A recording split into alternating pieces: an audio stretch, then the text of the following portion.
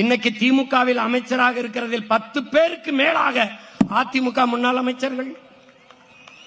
நீ வேறு வேறு கட்சி என்று நினைத்தாய், இதிலும் அமைச்சராக இருக்க முடியும்.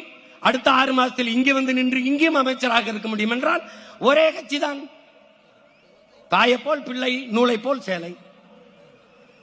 தாய் சொர்ணாக்காவா இருந்தால் பிள்ளை தேவதையாவா இருக்கும், அதுவும் சொர்ணாக்காவா தான் இருக்கும்.